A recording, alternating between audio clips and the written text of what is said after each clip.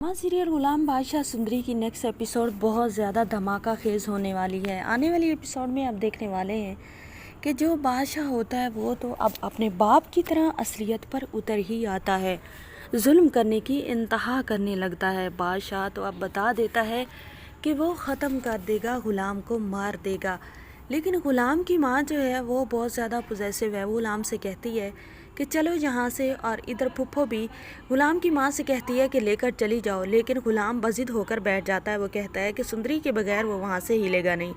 हवेली पर पाबंदी लगा दी जाती है, सुंदरी को वहाँ से निकलना मुश्किल होता है। खुर्शीद आपा जो होती है वो सुंदरी से कहती हैं, आप फुप्पो अम्मा कि तुम यहाँ से नहीं जा सकती, और अब तुम ये सारा जो ख्याल खाता है अपने दिल से निकाल दो ग़ुलाम के लिए, क्योंकि ये ऐसा नहीं होने देंगे। इस ख़ानदान में बहुत बड़ी बड़ी मौत हुई हैं इस वजह से कि ये जो अपनी ज़िद पर आ जाते हैं, तो ये इश्क विश्क यहाँ पर बिल्कुल नहीं चलता। लेकिन सुंदरी कहती है कि जिसने मेरे बाप की लाश को कंधा दिया है, मैं कभी उसे डिसअपॉइंटेड बिल्कुल नहीं करूँगी। अगर मरना लिखा है तो मैं अपनी जान दे दूँगी।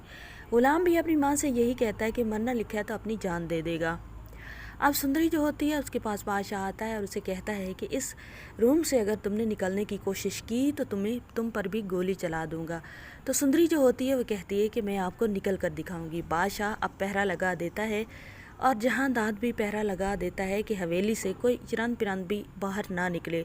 दूसरी तरफ जो होती हैं लाजो अम्मा तो बहुत ज़्यादा डरी हुई होती है। अब ग़ुलाम जाता है एक रात में और वो सुंदरी को जाकर अपने खुर्शीद फुप्पो के दरवाज़े पर आवाज़ देता है।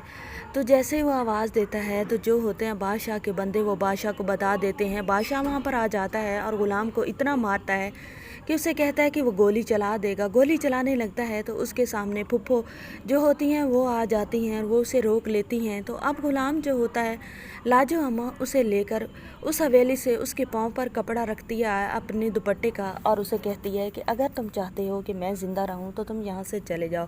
ग़ुलाम की किस्मत में एक बार फिर बेबसी आती है और वो लेकर ग़ुलाम को वहाँ से चली जाती है। ग़ुलाम रोता है, पीटता है, लेकिन उसकी कोई नहीं सुनता।